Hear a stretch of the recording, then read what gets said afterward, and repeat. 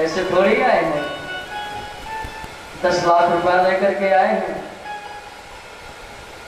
5 तोला सोना भी लेकर के आए हैं।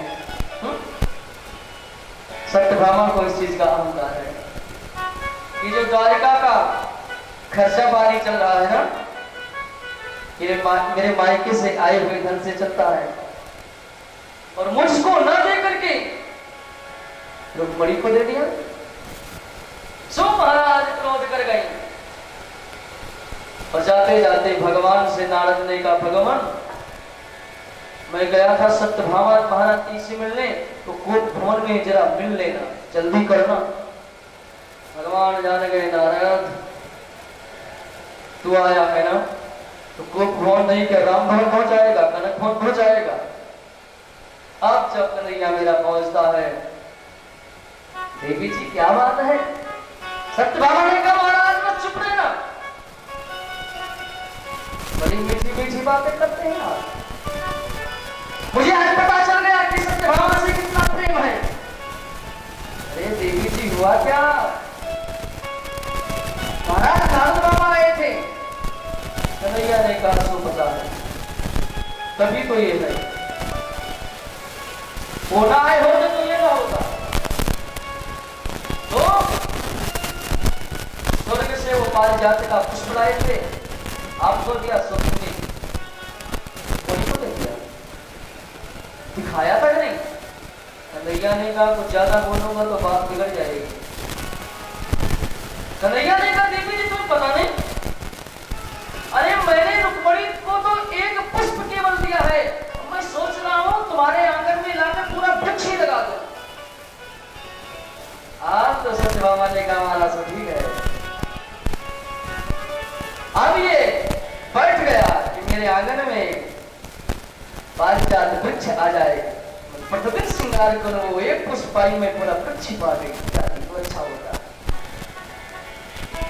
अब जब भगवान जब सत्यभामा के कक्ष में जाते तो महाराज कन्हैया स्वर्ग चल रहे हैं।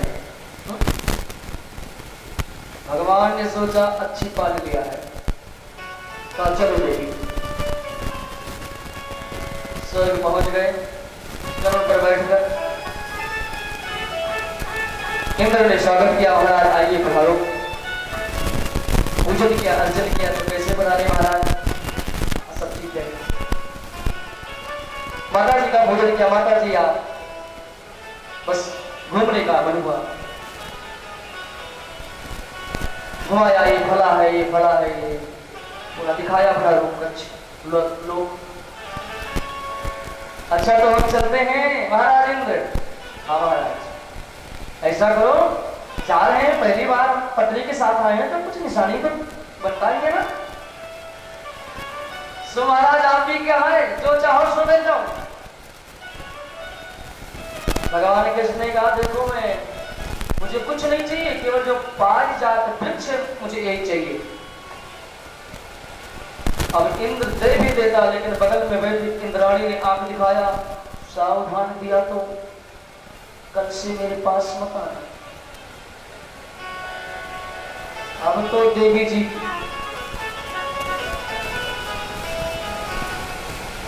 बिना बताए थे तो इंद्र भी डरता था अपनी श्रीमती जी से। अपनी श्रीमती जी से इंद्र भी डरता था। मैं एक जगह गया दिल्ली में महाराज जी के साथ में, तो वो डीएम साहब थे, डीएम समझते हैं ना, पूरे जिला का मालिक, बड़ा तेज, बड़ा तर्राक, महाराज जी का शिष्य था। लेकिन महाराज बाहर तो वो भी सिंह रहता था, घर में वो भी अपनी श्रीमती जी से डरता था। महाराज जी मैं बाहर चाहे जो हुक्म दे दो, घर में तो इन्हीं की बताया सब चलता है।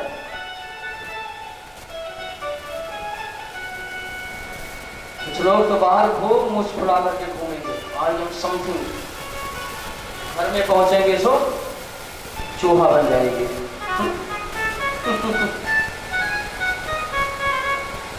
इंद्र के ऊपर आंख दिखाया इंद्राणी ने। महाराज इंद्र ने कहा, महाराज दे तो देता, लेकिन ये स्वर्ग से, समुद्र से निकली हुई स्वर्ग की संपत्ति इसको नहीं दे सकता। कन्हैया ने कहा तुम्हें देना क्या मैं लूंगा। अब तो महाराज वार्ता कहानी बढ़ गई। इंद्र ने कहा हाथ लगाकर तो दिखाओ, कन्हैया ने उखाड़ लिया। अब तो दोनों में बड़ा भयंकर युद्ध मच गया। जिसने पूजा किया था वही युद्ध करने लगा। समय और समय का खेल है साहब। मैंने एक दिन कहा था मानुष बलि नहीं होते हैं, समय होते बलवान। हिरण लूटी गोपिका सोई अर्जुन सोई मां। समय क्या किसी से क्या करा दे। जेल में रहने वाला कभी कभी जेल मंत्री हो जाता है। समय नहीं तो क्या है। गलत कर्म करने वाला कभी बादशाह बन जाता है। साहब समय है। अब तो इधर से मेरे द्वारकानाथ, उधर से इंद्र घमासान युद्ध, उधर से पत्र, इधर से नारायणास्त्र। ऐसा लगा पूरा स्वर्ग तहस नहस हो जाएगा। सो ब्रह्मा बाबा प्रकट हो गए, बोले इंद्र पागल हो गए हो क्या? जिनसे पूरी सृष्टि है, पूरा जगत है, तुम उनसे युद्ध कर रहे हो? अरे इन्हीं की कृपा से तो 14 रत्न निकला, तुम्हें एवरावत मिला, पारिजात वृक्ष मिला, अन्य अन्य वस्तुओं को गिराया, अमृत मिला, वृक्ष दे दो। सो महाराज चरणों में गिर करके इंद्र ने प्रार्थना किया, महाराज गलती क्षमा करना, थोड़ा सा तामसी प्रवृत्ति का हो गया था, लेकर के जाओ। भगवान लेकर के आते हैं, सत्यभामा के आंगन में लगा दिया। ये सब कथा भगवान सुखदेव कहते हैं राजन, भगवान इस तरह से सामंजस्य बना करके रखते हैं कि कभी परिवार में विद्रोह न उत्पन्न हो, परिवार में हमेशा प्रेम, हमेशा समर्पण, एक दूसरे का प्यार बना रहे। मानो भगवान यहाँ पर शिक्षा देते हैं, जानते हो क्या?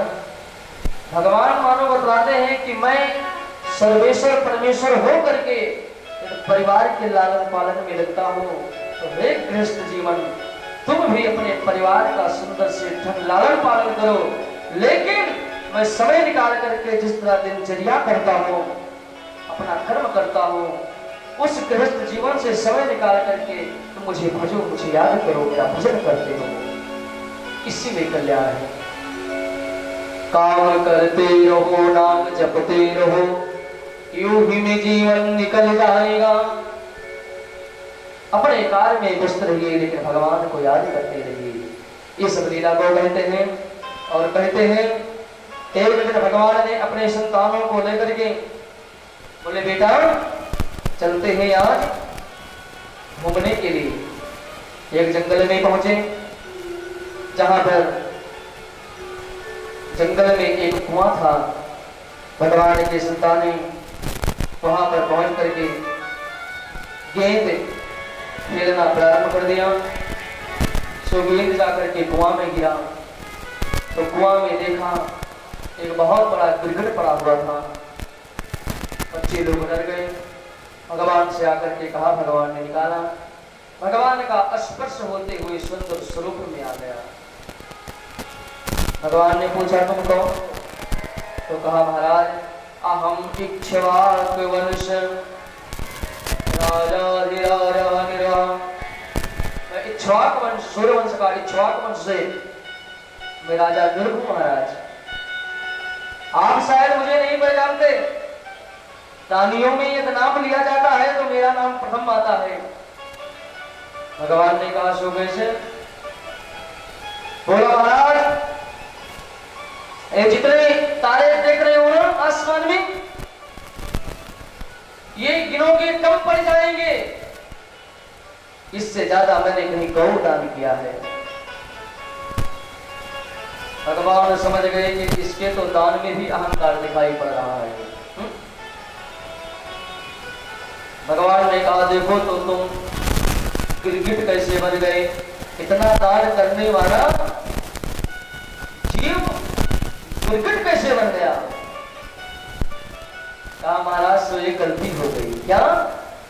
एक गौ को मैंने ब्राह्मण को दान कर दिया, वापस आकर के मेरी गौशाला में मिल गई और वही गौ दोबारा मैं दान कर दिया दूसरे ब्राह्मण को। दो ब्राह्मण लड़ने लगे कि मेरी गौ है, मेरी गौ है। बात मेरे दरबार तक आई और मैं मौन हो गया, क्योंकि दोनों सत्य कह रहे थे, दोनों ब्राह्मण सत्य थे। मैं कुछ बोल ना पाया तो ब्राह्मणों ने श्राप दे दिया, जा तू गिरगिट बन जा। सो महाराज मुझे गिरगिट बनना पड़ा और प्रार्थना किया तो ब्राह्मणों ने कहा जाओ, समय आने पर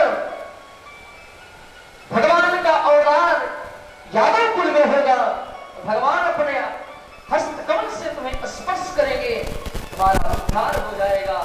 सो महाराज मेरे आज पुण्य उदय हुए, सो आप मेरे। भगवान ने राजा इंद्र का उद्धार किया और बालकों को शिक्षा देने लगे, बेटा ब्राह्मण और संत से कभी विद्रोह मत करना। एक बार इंद्र के वज्र से बच जाओगे, एक बार जलती हुई ज्वाला नल से बच सकते हो, लेकिन ब्राह्मणों के श्राप से कभी बच नहीं पाओगे, कोई नहीं बचा पाएगा।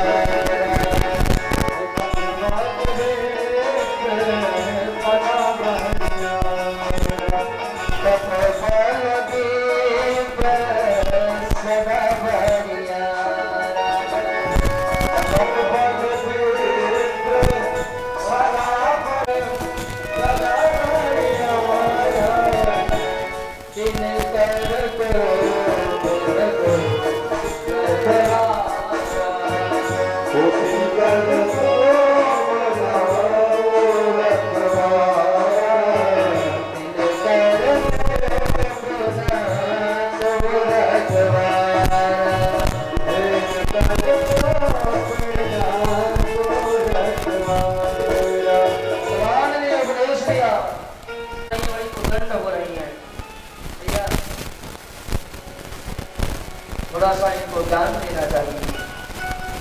भगवान ने कहा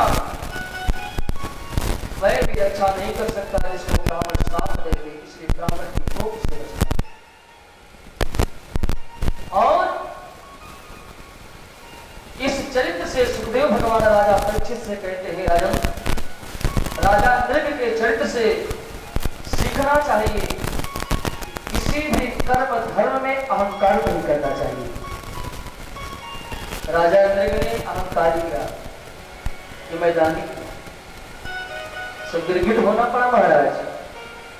कुछ लोग होते हैं, अरे महाराज मैंने उस मंदिर में उतना दान कर दिया, उतना वहां दान कर दिया, उतना वहां दान कर दिया। अपने मुख से कही हुई सुकृति नष्ट हो जाती है, ध्यान रखना। गुप्त करिए तो करिए प्रभाव, जितना गुप्त रखोगे उतना आपको फल मिलेगा। मैंने पढ़ा है वैज्ञानिक मिसाइल को जितना धरती में अंदर भेजते हैं उतनी रफ्तार से बाहर निकलती है। वो मिसाइल को ऊपर छोड़ना हो ना तो जितने अंदर उसको रखेंगे उसके टुकड़े वेग से ऊपर जाएंगे। उसी तरह दान को या कर्म को जितना आप छुपाकर रखोगे समय पर वो आपका सहायता करेगा। हरमो रक्षित रक्षिता। लेकिन महाराज यही विडंबना है, सोचते हैं महाराज मैंने ये किया तो फिर जानना चाहिए समाज वालों को ना, तभी तो पता चलेगा। समाज को मत जनाओ, समाज के अधिष्ठात्र देवता स्वयं जान रहे हैं, फिर समाज को जमाने की क्या बात है। अच्छा करोगे तो अच्छा, और वही अच्छा करने वाला एक दिन बुरा कर देता है, सब अच्छाई पर पानी फिर जाता है। ये ऐसा है वैसा है भला भला सब अच्छाई धुल जाती है। समाज ही ऐसा है। आप किसी के साथ अच्छा कर दे, भैया बहुत अच्छे, भैया बहुत अच्छे, गलती से भी गलती से कहीं भूल हो जाए मारो, बहुत गंदा इंसान है, अंदर कपटी है। वही लोग गाली देना चालू कर देंगे। कुछ लोगों की आदत होती है, मंदिर में एक पंखा डालने कर दिया तो एक पर अपना नाम, एक पर बाप का नाम, एक पर दादाजी का नाम लिखा दिए। अब मंदिर के पुजारी ने एक स्विच को दबाया, उनकी तीनों पीढ़ी घूम रही है, तीनों पीढ़ी। प्यारे दान करो, लेकिन अभिमान मत करो, दिखावा मत करो। अभिमान गोविंदो भावत नहीं, भगवान दो का ही भक्षण करते हैं। एक तो प्रेम का भक्षण जब भगवान करते हैं तो प्रेम से मिलते हैं, जब अभिमान का भक्षण करते हैं तो नष्ट कर देते हैं। अभिमान मत करना जीवन में। किस चीज का अभिमान? दूसरे का दिया हुआ प्रतिष्ठा, दूसरे का दिया हुआ जन्म, दूसरे का दिया हुआ नाम, दूसरे का दिया हुआ शिक्षा, दूसरे का दिया हुआ शरीर, दूसरे का दिया हुआ। शमशान की यात्रा होगी, दूसरे कंधे पर होगी, फिर अभिमान का है को, अभिमान का है को, अभिमान को त्यागनो पड़ो। देखो, जब मुर्दे को लोग लेकर के जाते हैं ना तो कहते हैं राम राम सत्य है। जिसको सुना रहे हैं वो सुन नहीं रहा है, और जो लोग सुन रहे हैं वो लोग मान नहीं रहे हैं। कहने वाले या साथ में चलने वाले सब कहते हैं भैया राम राम सत्य है, राम राम सत्य है, राम राम सत्य है। जिसको सुना रहे हैं वो तो सुन नहीं रहा है, और जिसको सुनना चाहिए वो सुन करके मान नहीं रहा है। स्वामी रामकृष्ण परमहंस से किसी ने कहा महाराज ज्ञान कब आ सकता है जीवन में? तो स्वामी रामकृष्ण परमहंस ने कहा दीवारों पर लिखने योग्य बातें अपने हृदय पर लिख ली जाए, उसी दिन ज्ञान प्रकट हो जाएगा, उसी दिन ज्ञान आ जाएगा। और विवेकानंद ने यही किया, दीवारों पर लिखने वाली बातों को अपने दिमाग में रखा, दिल में रखा, और वो महापुरुष स्वामी विवेकानंद के नाम से विश्व में क्रांति ला दिया, विश्व में क्रांति को पैदा कर दिया। केवल समझने का तरीका होता है। राजा दृग की कथा से बताया जीव अभिमान से दूर रहे तो अच्छी बात है। इसके बाद में भगवान द्वारिका में आते हैं। एक दिन भगवान बैठे थे, दाऊद जी पहुंच गए।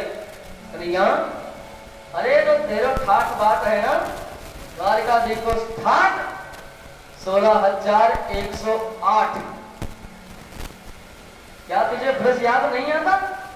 वादा किया था परसों का, बीत गया परसों, करके घूम आया जाए। कन्हैया ने कहा दाऊद जी ऐसी बात है कि मुझे बहुत सारे कार्य हैं, सो आप चले जाओ। और मैं को देखो मैं कौन अंतर ब्रज में कौन पहुंचा। दाऊद ने कहा भैया तू अपना राजपाट संभाल, अपने को तो राम राम चलते हुए ब्रज। दाऊद जी महाराज ब्रज पहुंचते हैं। ब्रज वालों ने दाऊद जी का खूब स्वागत किया, खूब सम्मान किया। महाराज बड़े दिनों बाद पधारे हो।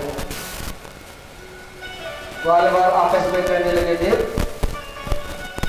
अब पहले वाले दाऊद नहीं गए। अरे अब तो राजा है, राजा द्वारिका के, संभाल कर बात करना, कहीं कुछ उठपटांग में निकल गया तो ग्वाल बाल बेचारे करे हुए, कहीं कुछ गलत ना निकल जाए। हम लोग अनपढ़ गंवार, पढ़े लिखे तो है नहीं। कभी कभी होता है ना, हमारे यहाँ का व्यक्ति कोई बाहर जाकर के कोई प्रोजेक्ट बन जाए, बहुत बड़ा अधिकारी या बन करके धनवान आ जाए तो संभल कर बोलना, पहले वाले नहीं नहीं करिए, संभल कर बोलना। दाऊद जी को गर्मी लगी, जमुना से कहा कि जमुनी गर्मी लगती है, आकर स्नान करा दे। जमुना ने कहा महाराज ऐसे घर घर जमुना स्नान कराने जाने लगे तो जमुना का हो गया कल्याण। दाऊद जी ने कहा यमुने धृष्टता करती है। सो ही महाराज उद्धव जी ने अपने हल को ताना, खींचना चालू किया। यमुना टेढ़ी है आज भी ब्रज में, ये उद्धव का देन है, सॉरी दाऊद जी का देन है। सो महाराज प्रकट हो गई। भगवान माया के बल को समझ न पाई, क्षमा करना विनती करके जाती है। और इधर ब्रज से निकलते हैं दाऊजी, पहुंच जाते हैं हस्तिनापुर। हस्तिनापुर में दुर्योधन को बुला कुछ सिखाया इत्यादि तमाम बातें, ये सब कथा सुनाते हैं भगवान सुखदेव राजा परीक्षित को। राजा परीक्षित ने कहा, भगवान आप ये बताइए कि महाराज मैंने सुना है कि मेरे पूर्वजों ने एक राजस्व यज्ञ किया था, तो किस प्रकार किया, जरा आप बताएं। तो बतलाते हैं, इंद्रप्रस्थ में बैठ करके युधिष्ठिर जी महाराज राजस्व यज्ञ का संकल्प लेते हैं। कन्हैया पहुंचते हैं और कहा, देखो राजस्व यज्ञ तभी हो सकता है कि सभी राजाओं को जीत लिया जाए, तभी चक्रवर्ती सम्राट बनोगे। और आज के समय में सबसे बलिष्ठ राजा यदि कोई है तो जरासंध है, मगध देश का।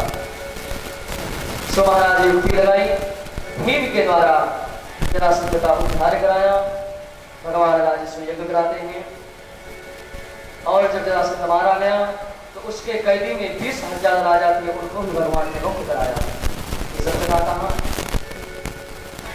अब राजस्व यज्ञ ठंडने लगा, दूर दूर से ब्राह्मण आचार्य वैदिक आने लगे, अतिथियों की भीड़ होने लगी, जिसमें बात ये उठी कि किसकी पूजा किया जाए। भीष्म पितामह से पूछा गया। भीष्म पितामह ने कहा, मेरी समझ में अग्र पूजा करने के लिए केवल एक ही दिखाई पड़ता है, वो है द्वारिकाधीश कन्हैया। अब सुनो महाराज, सब लोग राजी हो गए, पूजा करना है। और जब पूजा होने लगा, ब्राह्मण वैदिक मंत्र को पढ़ने लगे, हरि ही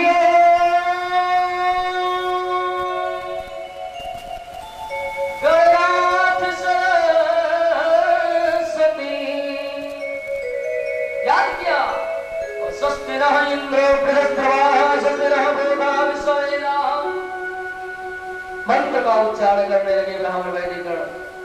उन्हीं के बीच में बैठा हुआ शिशुपाल का सर चढ़ने लगा। ये उसकी पूजा हो रही है कि जो मेरे पत्नी को हरण करके भग गया, मुझे मारना नहीं है, खड़ा हो गया। भीष्म पितामह, लगता है बुढ़ेपन में तुम भी छुटिया गए हो ना। किसकी पूजा करनी चाहिए, किसकी नहीं करनी चाहिए। भगवान की पूजा करते हो तो दूसरे की स्त्री का हरण कर लेता है। आज भी दिल में बात चुकी है। कन्हैया ने कहा, याद तो है इसको। अरे ग्वाला है, कोई कहता है नंद को छोड़ा है, कोई कहता है वसुदेव का छोड़ा है, इसके कुल को पटोला है। तब तो पांडव खड़े हो गए, शिशुपाल चुप हो जा वरना यहीं पर तेरा वध कर देंगे। भगवान ने सोचा कहीं युद्ध ना आरंभ हो जाए। अरे भाई, दोनों पक्ष के लोग हैं ना, ये तो विश्व युद्ध हो जाएगा। भगवान ने कहा, देखो सभी लोग बैठ जाओ, ये हमारे भाई भाई की बात है, हमारे बुआ के लड़के हैं, ये बोलने दो। और शिशुपाल गाली पर गाली देते चला गया, गाली पर गाली देते चला गया। 100 गाली पूरी हो गई तो भगवान ने सावधान किया, शिशुपाल सावधान हो जाना। मैंने तुम्हारी मां को वचन दिया था कि 100 गाली तक माफ करूंगा, पूरी हो गई। अब एक भी लफ्ज मत निकालना। तो अहंकारी व्यक्ति को जितना समझाओ वो उतना चढ़ते जाता है। सुखदेव कहते हैं, राजा परीक्षित, शिशुपाल नहीं बोल रहा है, मानो उसकी मौत बोलने लगी।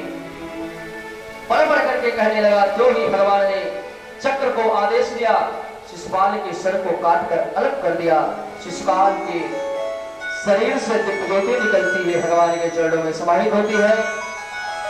सभी लोग जय जयकार करते हैं, बोले द्वारिकाधीश भगवान की जय। अब तो जो शिशुपाल के पक्ष वाले लोग थे, सोचे यदि हम कुछ बोले तो भी हमारी यही गति होगी, भैया बैठ जाओ।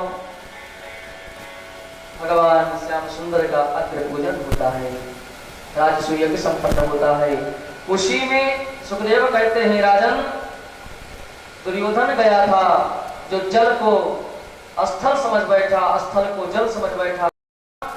द्रौपदी ने हंसा, वही महाभारत का बीज हो गया।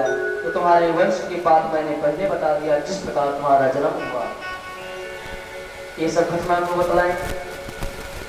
उसके बाद में श्री भगवान अनेक लीलाएं करते हैं। एक बार कन्हैया सूर्य ग्रहण का समय आया, सबको लेकर के पहुंच जाते हैं कुरुक्षेत्र। उधर से द्वारिकावासी आते हैं, हस्तिनापुरवासी आते हैं, ब्रजवासी भी आते हैं।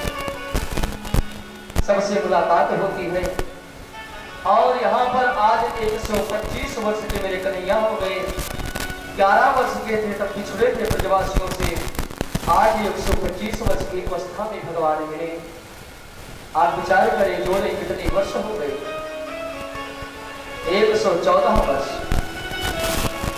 भगवान तो देख करके बार बार गोपिकाएं रोने लगी। भगवान ने ग्वालों को देख करके नेत्रों की झड़ी करा दिया। कितने बीत गए। भगवान की अनेक सखियां गोपिकाएं कहती हैं, कन्हैया तेरा परसों भी नहीं वाला ना, तेरी आने का बात नहीं आ रही थी। कन्हैया ने कहा, मैं क्या करूं, मैं गया तो ऐसे बजा बजो ही रह गए हो। गोपिकाओं ने कहा, कन्हैया तेरे तो बड़े ठाट पाट हो गए, हम तुम्हारियों को क्यों याद करोगे? कन्हैया सबसे मुलाकात कराते हैं कि रुक्मणी है, सत्यभामा है, जामवंती है, ये सब मेरी पटरानियां हैं। लेकिन मैं क्षण भर तुम लोगों को भुला न पाया।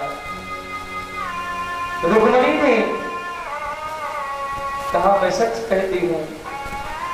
कन्हैया कभी कभी उदास हो जाकर के बैठ जाता था, मैं पूछती थी तो बातों में टाल देते थे।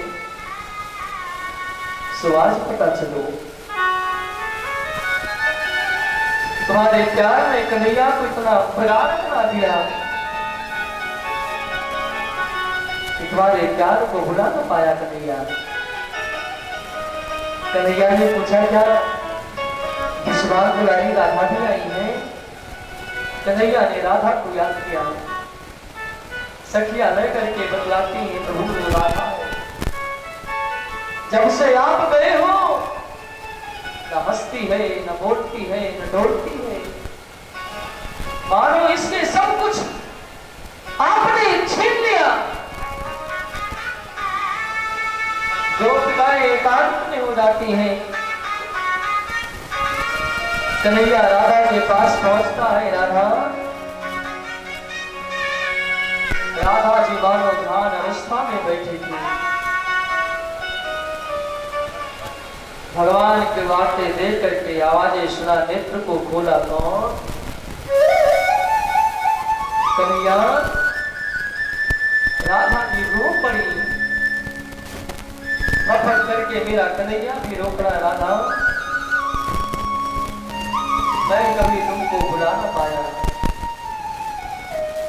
राधा ने कहा, भगवान एक शिकायत है,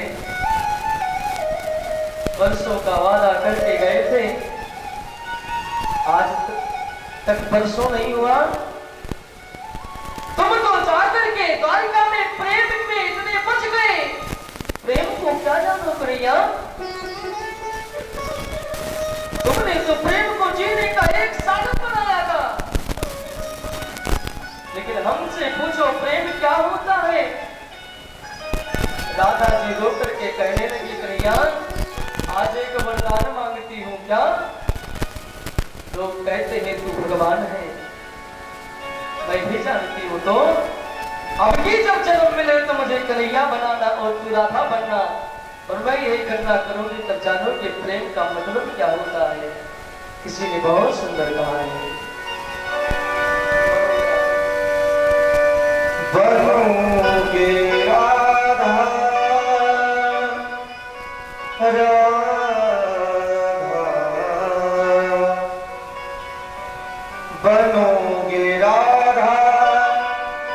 तो ये जानोगे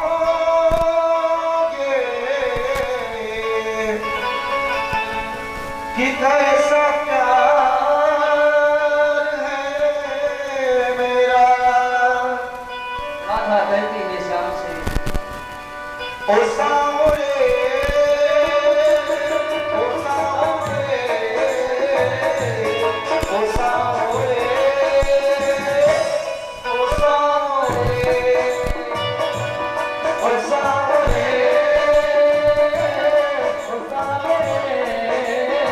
ओ सावरे, ओ सावरे, ओ सावरे, ओ सावरे ओ सावरे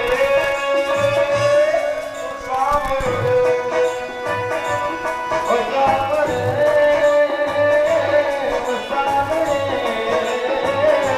ओ सावरे। सभी लोग ताली बजाते हुए यहाँ कहा है, श्याम मेरे बीच में है, क्या करो सभी लोग भाव से।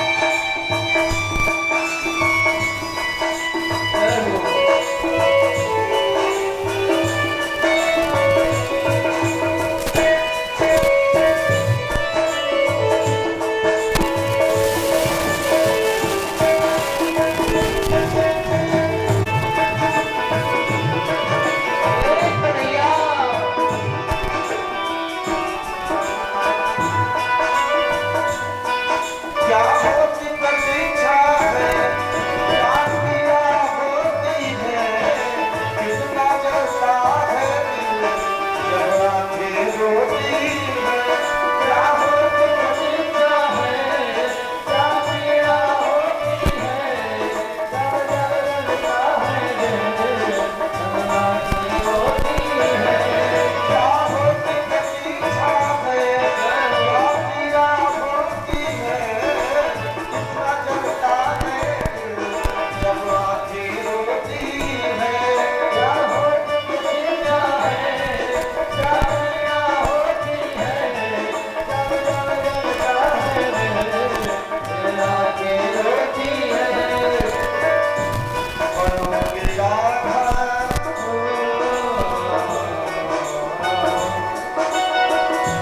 बनूं की राधा तो ये जानोगे कि कैसा प्यार है मेरा। ओ सावरे ओ सावरे ओ सावरे ओ सावरे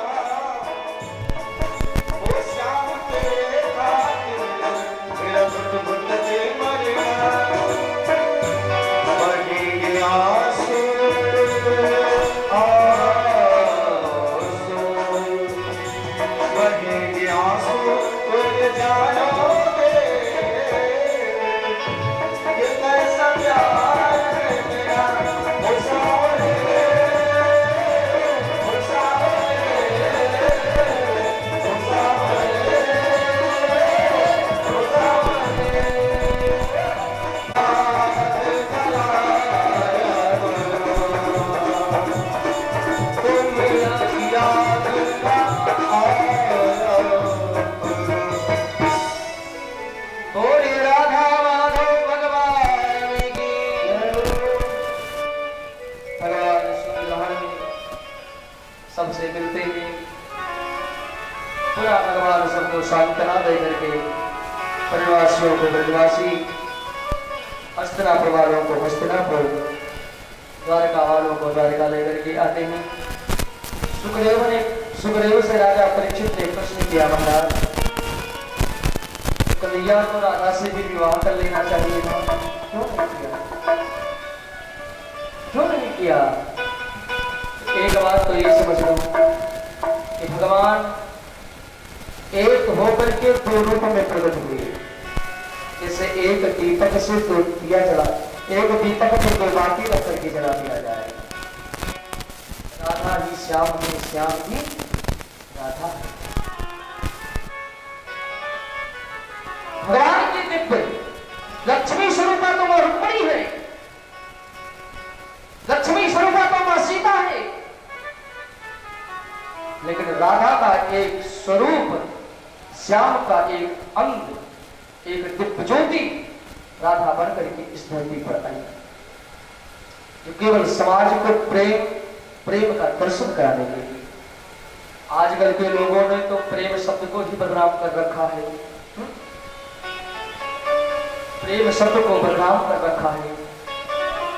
दो शब्द है प्यारे, प्रेम और प्यार। प्रेम में रकार है, प्यार में ता कटा हुआ है। प्रेम हमेशा भगवान के साथ होता है, जोड़ने का काम करता है। प्यार आप समाज वालों के साथ करोगे तो हमेशा अधूरा रहेगा, कभी पूरा नहीं हो सकता। प्यार और प्रेम में यही फर्क है, प्यार हमेशा अधूरा ही रहता है। प्रेम करना है तो भगवान से करो, भगवान ने बताया। भगवान वापस आते हैं। और एक बात मैं बताऊं आपको, हमारे अयोध्या वाले कहते हैं ना कि राधे श्याम, राधे श्याम। अब व्याकरण में जो लोग सिद्धांत पढ़े होंगे उनको पता होगा, बाकी ऊपर की बात है कि जब भगवान शंकर ने 14 सूत्र को प्रकट किया, करके 14 सूत्र को प्रकट किया, तो 42 प्रत्याहार उसी से बने। प्रत्याहार का मतलब कि किसी सब बड़े शब्द को छोटे में कर करके प्रकट किया जाए। जैसे कह दिया जाए अच, अच, तो अच से जितने हमारे स्वर हैं, वर्णमाला के जितने स्वर हैं, सब पूरे विद्यमान हो जाते हैं अच प्रत्याहार में। आ ई उ, जो अंत का प्रत्याहार होता है उसका मान नहीं होता। आ ई उ, ए ऐ ए औ और जा लास्ट में ऐ औ। तो राधे श्याम का राम ही प्रत्याहार है। आगे का रकार ले लो और पीछे का मकान ले लो तो राम ही राधे श्याम है। इसलिए बोले राधे श्याम भगवान। इस प्रकार सुखदेव भगवान वर्णन करते हैं कि भगवान आते हैं। उसके बारे में समय व्यतीत होते चला गया। राजा परीक्षित ने प्रश्न किया, महाराज आपने भगवान को दीनवंत कहा है, क्या कभी भगवान ने ऐसे दीन का ऊपर कृपा किया जिसको आप सुनावे? तब सुखदेव को बात याद आ गई सुदामा की। कृष्ण शीत सखा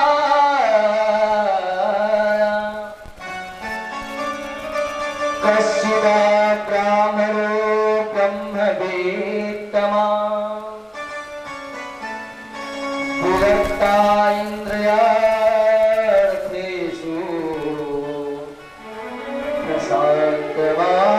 प्रशांतवाजितेन्द्रिया।